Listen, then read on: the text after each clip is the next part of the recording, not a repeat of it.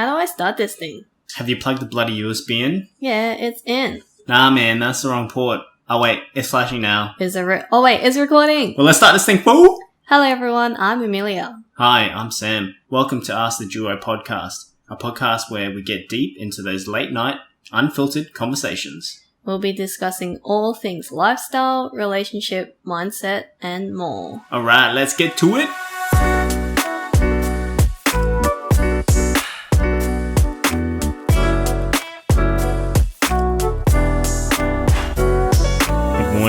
Is it morning? My time's set 6:30 p.m. 6:30 p.m. and you said good morning. Well, it's wrong. Yeah, no, but it's 11:30 anyways, doesn't matter. How has your week been? Pretty okay. Got to work from home because you're still isolating? Well, yeah, but I prefer being with my team. It's just easier to work rather than working from home. Which is interesting because you used to like working from home. Oh, don't get me wrong, I like working from home, but it's harder when you run a team and you need stuff done. It's just easier to face-to-face talk. Well, my week's been good. Went back to Muay Thai as well. I went sparring yesterday and I got kicked in the back, which it didn't really hurt at the time, but now it hurts. But I don't know if that's from deadlifts as well. Did you do deadlifts on Friday? Yeah, I always do deadlifts on Friday and then I spar in the morning. And then I did such a stupid thing. I woke up an hour earlier by accident thinking, so class is an hour before, then after class is sparring. And I was going to rock up to sparring. And I woke up an hour earlier and then I rocked up to Muay Thai. And I saw a friend there and I was like, oh, what are you doing here? Like, I thought you were doing class because he told me he was going to do class. And then I told him I was going to do sparring. And then because he always jokes around, so I thought he was just joking around with me. Then he like kind of just walked off and warmed up on the bags. And I was just standing there and I was like, why is everyone still on pads? Like, it's already 10 past. And then I realized I woke up early, so I had to do the class as well, which I don't mind. But it was just like, I wasn't mentally prepared that I needed to do class and sparring at the same time. Nice one. Such an idiot. You're a goof. You're a goof. But anyway, speaking of linking back into how you like going into the office versus working from home now, or like even for managing purposes. So it links in well, which is the Myer Briggs personality test. I've personally done this before a few times, but many years ago. Have you ever done it before? Yeah, I'm pretty sure I did it with you, but I just can't remember what my results were back then. Yeah, so I just wanted to go through these and discuss what you actually got this time, like for what you are currently, where you are, and we'll go through all the little, I don't even know what it's called, the small little breakdowns of that personality as well that matches what you've got from your results. Yeah, okay. Were you surprised by what you got, or? Not really, to be honest. I mean, I feel like my results are the same from when we last did it. So what did you get? So I got ENTJ-A. Can you break it down for people what that actually is? Should I go in the percentages? Yeah, I guess let's do it. Okay. So I'm 52% extroverted, 52% intuitive, 52% thinking, 61% judging, 76% assertive. So that's what I got. Yeah. It's really interesting because ours is quite similar. So the only difference is I am an INFJ. Wait, what did you get? ENTJ-A. I got INFJ. So 61% introverted, 63% intuitive, 68% feeling, 60% judging, and 64% assertive, which I find really interesting as well because... You're not assertive. No, I think I am, but like on the scale of, you know, what that percentage is, it makes sense because I'm not 100% assertive. You get what I mean? Yeah, somewhat. But I think yes, I am introverted, but I feel like I'm very ambiverted, so I can be extroverted when I need to be, and I'm not forcing it. Like, I can be extroverted, but I can also be introverted in terms of I like my own time, my own space. Yep, makes sense. Yeah, but I was also interested because I looked at the bottom where it says advocates you may know, and similar pretties are Marie Kondo, Lady Gaga, and Nicole Kidman. Maria Kondo, that's that Japcheke. Yeah, the one that tidies and cleans. That's pretty cool. Yeah. We can be friends. Well, my commanders, well, that's what mine is, but apparently Steve Jobs, Gordon Ramsay, Margaret Thatcher. Ramsay? Who the hell's Margaret Thatcher? Franklin D. Roosevelt. You can keep scrolling. To the right, hey? Yeah. But damn, Jim Carrey. You got Steve Jobs. I got Whoopi Goldberg. Who? Whoopi Goldberg, the Who's black that? chick, the black lady. No. Did the Sister Act movie? I got Harrison Ford, Malcolm X, I don't know any of Doctor these Strange. Yeah, you are strange. Tony Soprano, David Palmer. Okay, you don't have to go through the whole list. I got heaps, hey. Yeah, I got heaps. I just picked out the top 3 that I knew. Ah. But in terms of the extroverted, introverted scale, do you think that's kind of true? Extroverted and introverted scale. Well, my extroverted is 52% and then introvert is 48%. So, it seems you're pretty balanced. Ambivert then, like you're similar to me. Yeah. So yours is very more defined. Like, I don't know if this was accurate for me because mine's 39% extroverted and 61% introverted. 61%. Yeah, introverted, which is kind of not really in the middle. That's nowhere near the middle, do you mate. think that reflects how I am? Because you know how I am. Do you think that's true? I definitely agree that you are more extroverted than me, though. Like, in terms of extrovertedness. Yeah, but I also feel that you sometimes can be in the middle.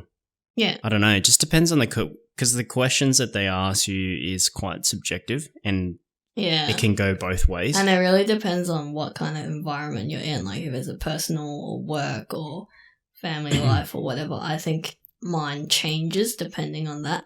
And then, like, one thing that I read through here that was really interesting, which I think is true because I definitely feel that way about myself, is I'm very adaptable.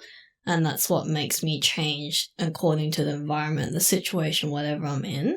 And then one thing that I found really interesting is the advocates. So the INFJ-A may be the rarest personality type of all, which I find interesting. Should we just break it down then? Because there's a fair bit in there. Yeah, so we did the one that was on the 16 personality website, and it actually breaks down all the different parts, and it's so long. So I think this will be a 2-part episode, which will be cool. So the first part is just breaking down the personalities and the results that it gave us, and then the second one I think we'll go in deeper and talk about relationships and friendships and maybe even work as well. Yep, let's go into it. Yeah, you start first. All right, well, yeah, so let's just jump into, I guess for me, introduction. So my ENTJ-A, I've been classed as a commander. Mm-hmm. And I think that's because I'm probably, according to this, quite assertive.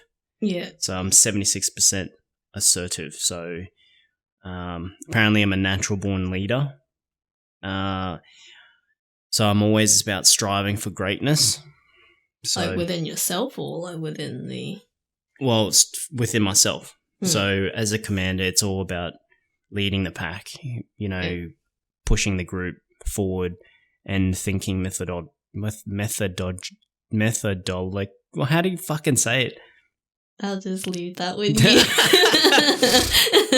Methodologically. Methodologically. Anyways, we get what you're saying. Well, but I think that's really true because just seeing how you are and actually where you've grown into, like, not that you want to control people or whatever, but you do really good in leadership. But at the same time, when you're like in that leadership role, you help other people grow and you actually are there to truly help people become the best they want to be or where they want to go, or help the team if there's something that's falling behind, or problem solve and all that kind of stuff. So I think that's true. Yeah, which it does sort of dive into, but there are some sections that I don't particularly agree with. But moving forward, they also mentioned that I like challenges, which is true. I like taking on challenges, pushing the boundaries and seeing where we can grow. Yeah. As a cohort, I guess, if you want to call it that. And then that's where it sort of stops into the strengths and weaknesses of my results. But what were some things that you didn't agree with in that introduction, or the nutshell of what your personality is? Well, like aside from the weaknesses, which we'll touch on a bit later, but was there something in there particularly that stood out where you're like, no, that doesn't really sound like me? I think mention in here is as a commander, we pick up on weak characters, is how they define it. Pick up as in you want to help weak characters? Or it's about like filtering out the lazy and the weak characters and driving people to do better. But the way they define it in here is it's very much like, oh, if you're weak and you're lazy or you're incompetent, get the fuck out. Like that's the commander mentality. I think that's kind of true though. Like not in a way of work, but I think in terms of friendships, which again we'll expand on a bit more, is that it's not the weak, it's just that you can see people that you don't align your values with, or they're just very surface level. You're straight away just like, nah, I don't want to be associated with you. Like very real. And there's this other section that talks about like respect. Like, so the commander's respect. So it's saying that, people who are able to stand up to the commander intellectually are the people that I respect, which is true because it's not because someone is incompetent or is stupid or anything like that. Yeah. It's just, are you capable of carrying yourself intellectually and physically? Yeah. Because you have to be a strong character in order for you to progress in life. That's why I think it's true. Like, the respect thing kind of has a play into it. And I think, so what they were saying about you picking out the weakness thing, I don't think, like, word for word, the weak people, like the dumb people or whatever that thing is, just that they aren't, and you're not looking down on them, it's just that they just don't align with what you see or where you want to help people or that kind of thing. Like in terms of friendships, it doesn't align with what you see in a friendship or something like that, because you pick people like a small group rather than a big group, and you pick specific people, and the people that don't align with what you see in a friendship, you're straight away like, no, I don't want to invest time in that. And the funny thing is they've used 3 words about commanders. Dominant, relentless, and unforgiving, which is pretty funny because one, I wouldn't say I'm dominant. You're not dominant, but you have a strong presence, I would say. Like, you don't need to say a lot, but when you do say something, you can actually stand a point, like stand for that point and make a point. So you can dominate in that way. You're not dominant where you come in and always have to have a say, but when you do, it makes sense because you're so observant, and like if there's a problem or an issue, you would come out and be so blunt and actually, be straight up and say that there's an issue here, we can do this, this, and this, or we need to do this. And I think you dominate in that way. Fair enough. But do you agree? Well, yeah, it does make sense if you don't talk about work, I'm just saying me in general. Well, even so, like if one of your friends or someone you see is doing something that you feel like is not right and you see it, you actually, takes a lot for someone to actually stand up to even a crowd that you're not very familiar with. Like, it's not like a best friend kind of group. It's just like a casual friend, or what's it called? Acquaintances. Yeah, but you can see something that's either not right, or you don't feel like they're doing the right thing, they shouldn't do something like that, or they're being a dickhead, you actually do stand up and be like, hey, why are you being a dickhead? Don't fucking do that, blah, blah, blah. Like, you actually do that. But it's not like at every single social meeting or gathering you do that. It's just when something is not right, you do stand up and say something about it, which is different to a lot of people, because there are a lot of people who would either overlook it or they are too afraid to stand up and say something, whereas you would. Yeah, it makes sense. Yeah. But yeah, no, that's pretty much my introduction that I had. I don't have the full introduction for mine, but I just took some screenshots of what I have, and I am, like, underneath it has a class of diplomat and confident individualism. So the confident individualism, I think, actually makes a lot of sense. Why are you laughing? Just because I can't talk properly. Individualism. Yourself. For one. Says the one who can't say methodological rule. Let's never use that word ever again. So, diplomat is explained as someone who cares about helping and connecting with others, which is kind of interesting because I am INFJ. Yeah. Which is an introvert, but it cares about helping and connecting with each other, which I think makes sense because I do enjoy. I think it's just helping people be like, oh, I need this. And I'll be like, hey, I know this person who can do that. Let me introduce you to that person.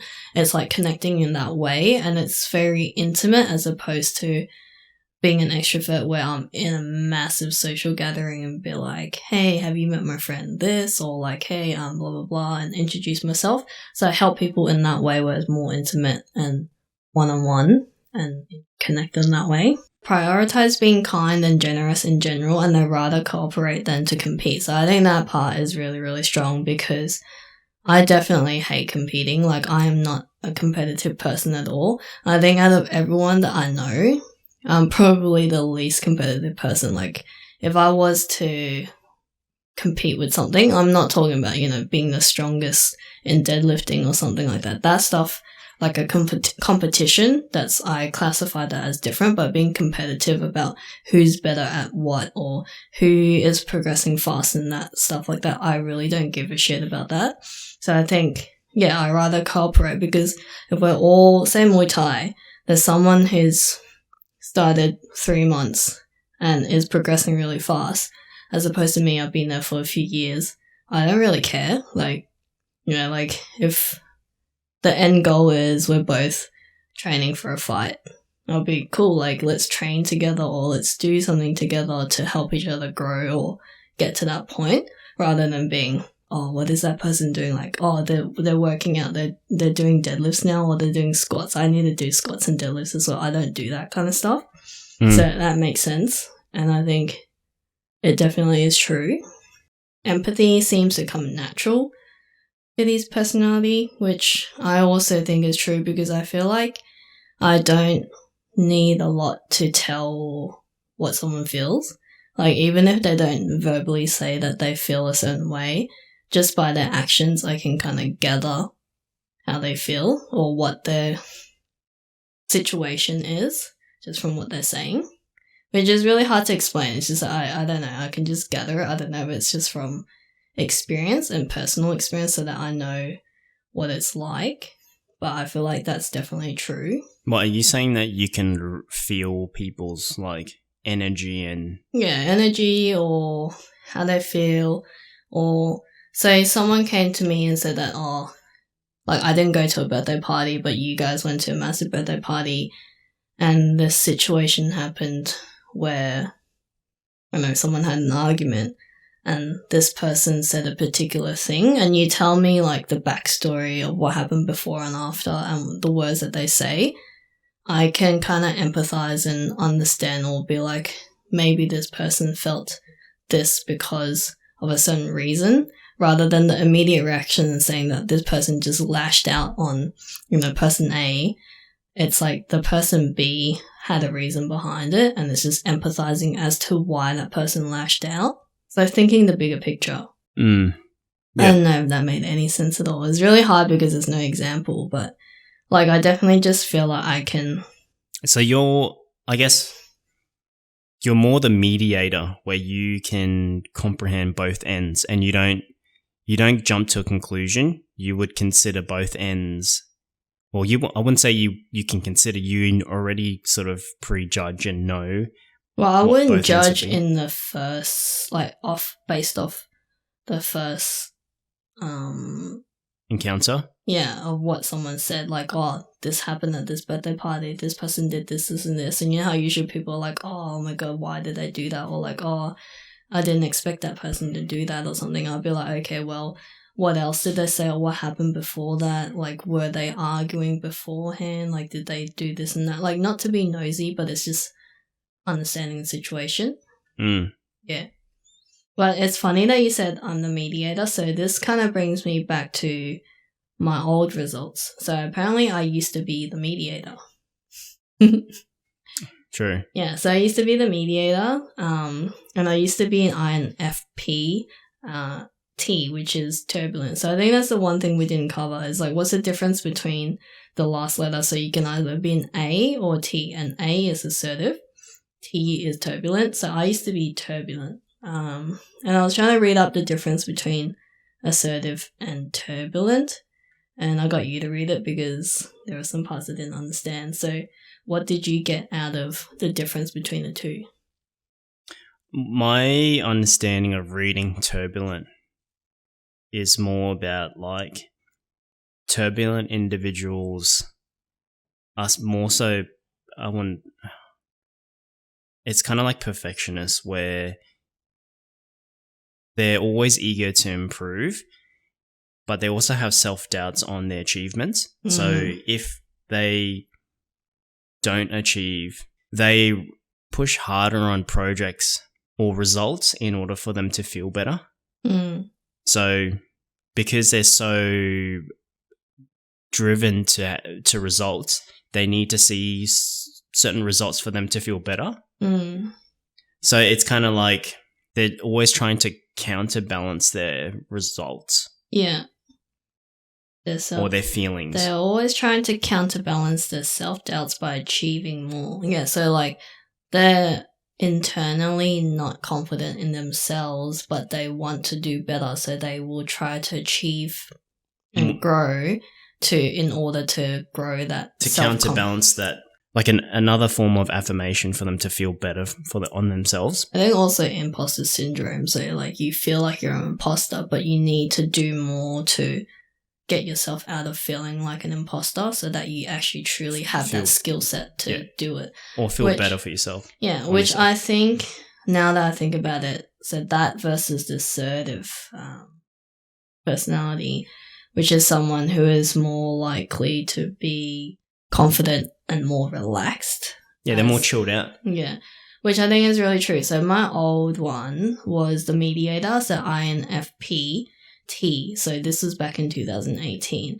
And thinking of my personality back then, and also my job, my role, so that was when I just became a designer, and just out of graduating from studying design, and I went into my first agency, and I was designing, and I remember at that point in time, my creative director and like the team was just like, your work at, like, they weren't talking shit on me, it's just that their honest feedback and helping me grow. Like my work at that point in time was just not good enough, and it's not something that they can show clients. So me at that point in time, I was more that turbulent personality, because I was always self-doubting, and like obviously being fresh in this whole, just the whole entire industry was fresh to me, because I used to be a paralegal, and doing that, and then just starting fresh in design, starting first agency, like everything was just so in the unknown to me. I didn't know what to do, but I was just willing to do anything and everything to help me grow and become better. And that was including doing things outside of design. So I had to do a lot of like grit work and all that kind of stuff too. It wasn't even directly linked to design, but I feel like it helped. And now I'm actually an assertive personality, which I think kind of makes sense. So I was just doing all the work to help boost my self-confidence, but also boost my knowledge, self-knowledge. And now I'm not as worried because I think not because I have the knowledge of what I need to do, but it's more like I know that if there's anything that's in the unknown, I'm willing to do what I need to do to research, to learn, to grow. And like that brings in that adaptable personality and just learn what I need to learn to get a result that I need to reach or a goal or something like that. But I also think it's like in the time differences from then to now, it shows that you've grown as an individual. Yeah. And it shows true strength. Like some people might define, being a mediator or whatever as a weakness because you're, half here, half there. You're never confident about your own product of work. Yeah. Or not even just product of work, like as an individual as well. So I think like in your life, your timeline, for you to grow to where you are now, where you know what you need to do to get things done, you are more, I guess, assertive in relation to how you talk and carry yourself. Yeah. That shows true growth. Yeah. And that's good. And it's actually makes me happy to know that you have grown from back then to being now where you know where and what direction you need to go.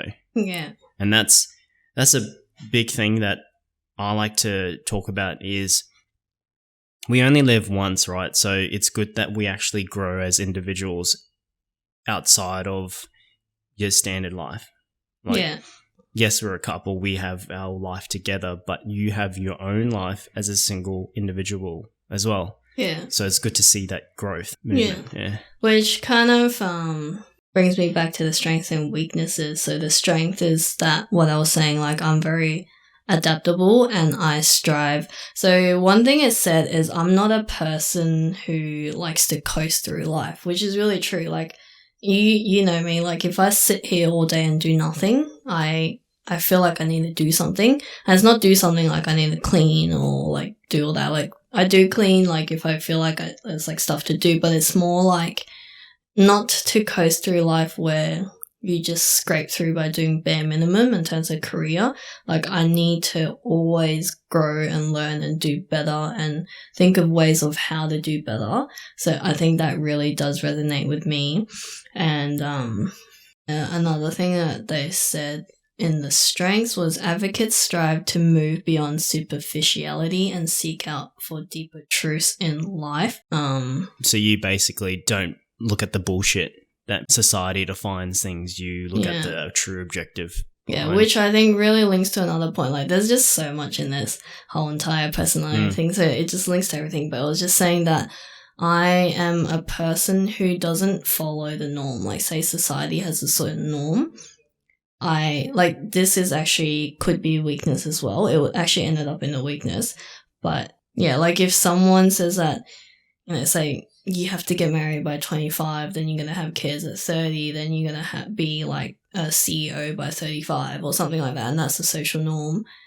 I won't conform to that. Like I will move. You're a trendsetter. No, I move at my own pace. Like I'm not trying to set a trend. I'm just doing what I feel is comfortable and I am truly happy and okay with that. Like if someone, at my same age made twice the salary that I am, I'm not going to be like, I need that as well. Like I will, it's in a way there's this quote is like, be okay with process rather than just looking at the end goal. Like be happy and just understand and enjoy every single moment in the process. Because when you focus so much on the end goal, but you don't enjoy the process, sometimes you can get really disappointed or sad or upset that you didn't reach your goal because of this expected time or expected result. Whereas if you enjoy every single moment from that process, you actually just enjoy everything and all the blood, sweat, and tears that you're putting into this thing. And if you don't get to the end result, you've still enjoyed the process. So yeah, that was one like strength, yet weakness. Like it really depends. And because of that, like where I can't coast in life, and I learn a lot. Like, I always continue to learn, continue to grow. One of the weaknesses is I'm prone to burnout, which I think is definitely so true, because this year I can honestly say I've been in the longest period of burnout. Like, this whole entire year I've just felt burnt out, because the last few years I've just done so much and just put so much into a lot of different things. That this year I've just honestly just completely burnt out, and I still feel like I'm trying to recover from that. Yeah, I think, a lot of people don't probably understand how hard you work, or they don't understand why you've worked so hard to this point. Which is honestly, it's a shame, because we all work hard to get to a certain point in our life. That's just growth in general. Like, you need to put yourself through these certain paces in order for you to understand, figure out which direction you want to go. So, you're at this point where now you're like, okay, fuck, I'm cooked. Yeah. So you just need to recalibrate yourself. I'm like beyond burnt out, that I've like turned into ashes, and I'm still trying to recover from the ashes to grow back into something. But that's a whole different conversation. But yeah, like I don't know, like it's a good and a bad thing. I'm just willing to learn anything and everything, no matter what it is. I'm interested to learn. That's my problem. And because of that, I sometimes spread myself too thin, because I have so many things going on. And then what another advocate thing is, they're always looking to help other people more than themselves, which is another thing that's on the list. So out of all the things I'm willing to learn and grow, I'm also trying to help other people. So because of that, I'm just completely spreading myself out so thin. But the thing is, I don't, like, when I'm doing all this stuff, I actually truly am enjoying it. I'm not like, resenting myself or complaining or be like, oh man, I gotta help this person again. Or like, oh, I gotta go out and do this and that. Like, I'm actually truly enjoying it. But I think over time, it just catches up to you. Like, it's not the feeling of not enjoying. It's just the whole entire energy that you're just giving out. I've said this before, if you're constantly giving your energy out, but you're not recharging, your battery's going to die. And I think that's what happened to me. Yeah, 100%. Is that the only strengths and weaknesses that you've got? I just picked up a few. Like, there was just so many. I don't want to like bore people and go out. Have you got that many? I don't have the actual thing here though. Oh, okay. All right. Yeah, so I just picked out a few. Yeah, so for me, I've got self-confident is strong-willed. The strength, like, is a strength. Is a strength, yeah. Strategic thinkers. I mean, all of it is kind of resonates with me in terms of strengths. So there's nothing that falls outside the norm. In terms of the weaknesses, though, this one kind of was an interesting one. Though some of them I do agree. So they did say that as a commander, your weakness is stubborn and dominant, which I think stubborn does have a play. But the dominant part, I don't particularly agree, because... Well, what's the weakness with being dominant? Well, they reckon that when you're all too capable of digging in people's heels, i.e. you're picking on them and shit like that, trying to win every single debate and pushing their vision on theirs alone, which I don't agree with. I would say that I agree with what they're saying, but not in terms of nothing serious, like not work or career or whatever it is. But if you're joking around and you're trying to be funny or make that joke stand out, you can pick on someone quite intensely. No, I agree with that example, but what they're saying is I need to win every single debate. Yeah, no, no, you don't do that. And it's like, my view has to be the win or be all kind of situation. But I don't agree with that because I find myself being quite open. I like to hear people's different perspectives. No, you're definitely not dominant in that way. You don't do that. And then the intolerant section that they've got there, which is similar to the one that we were talking about in terms of stubborn and dominant. It's my way or the highway is what they say.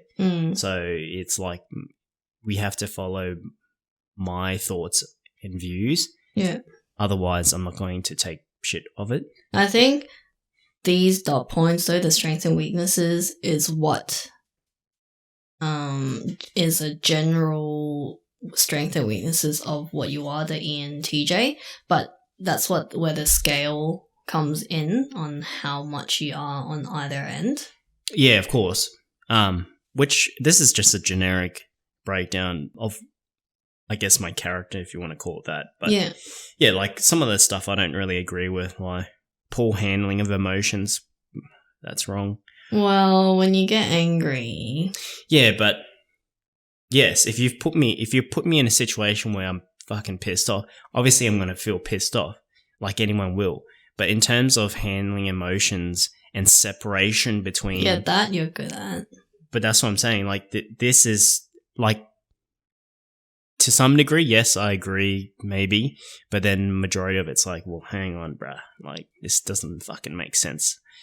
And cold and ruthless. Well, yeah, I am pretty ruthless and cold at times. That's why you're straightforward. But I wouldn't call it cold and ruthless. It's just a complete honesty from you. Like you're transparency is what I call it. Transparency, and you're very straightforward. But at the same time, when you're being straightforward, it's, I don't know, I guess it's subjective. Some people may take it harsh, but for me, I feel like it's just right. Like it's something that you need to hear. Even though it's harsh, you need to hear it, but you're not, talking down on them. You're just saying that this isn't right. Like, but obviously you swear as well, so it sounds a bit more intense. But outside of that, it's just a straightforward honesty thing that someone just needs to hear. I think if you ask me 4 or 5, probably more than that, like 5 to 6 years ago, in terms of conversations, I was way more cold and ruthless. Yeah, you were. Because I had no empathy and I never considered anyone's view up front. So I would just say, you're a fuckhead straight up. You're a piece of shit, go die. Like, I would say stuff like that. Like, that's how harsh I used to be. Yeah. But obviously, as I grew as an individual, it's all about understanding, like, people and their emotions, having empathy. And I think it's also just maturity, like being mature with how you say something and how you put yourself out there in front of other people as well. Like, obviously, you're entitled to your own feelings, but be mature about it. Don't just, tell people to be like, fuck off just because they piss you off. Like, give them a reason why they're annoying you. Like, constructive criticism. Of course, yeah. And I think that's the difference from back then to now. It's more like that. Though, in terms of my overall character, I don't think it's really changed too much. It's just more mature in some way or form. Yeah. That's good though. I guess that's like quite consistent. So mine was pretty consistent. The only difference was that end class of assertiveness versus turbulent, and I guess I've just changed, which I can definitely see. Like, if I thought about myself back then a few years ago, I was less confident in anything that I do and just in myself in general, whereas now I would say that I'm a lot more confident. There's a lot of things that I wouldn't really care about going out there and just doing it or giving it a go. Whereas back then, I might question myself and be like, do I even have the capabilities of doing that? Especially in a career form, I would question it. Whereas now, I'm just like, whatever, give it a go. I may not have the capabilities to do it, but until I do it and get the experience, that's where I can grow. So I just got to do it. If I do it wrong, I do it wrong, but I've learned from it. How do I do it better next time, and just keep doing that until I get better? And it's good. It's good to see that transition that you had from who you were beforehand to someone that's more confident and someone that's more mature that can carry themselves through those kind of situations. Yeah. So it's good. It's good growth. Yeah. So that was the first section where it still seemed pretty long, where we had to break down all the different things, and that's barely even touching the surface of what this whole entire site gave us. But I think next one we'll come back and we'll talk about how this affects our friendships, our own relationship between us, and even deeper dive into career paths, and how you are as a colleague. Yeah, definitely something that we need to continue. But yeah. If you're interested in doing it yourself, we did it on the 16 personality or something like that. We'll put it into the show notes. You guys can try yourself and then comment on our post and let us know what you get. Yeah. Anyway, thanks for listening, guys. And we'll see you in the next one. Bye. Bye. Thank you so much if you have reached to the end. We really appreciate you for tuning in. And if you like what you hear, please share it with your friends or family and subscribe to our podcast on whatever platform you are listening to. Make sure you share any topics you'd like us to cover or questions you might have to our Instagram. Slide it into our DMs. Bigger. You can also stay in the loop of all the behind the scenes and the release of our new episodes there too. Our Instagram is Ask the Duo Podcast. That's AskTheDuo.Podcast.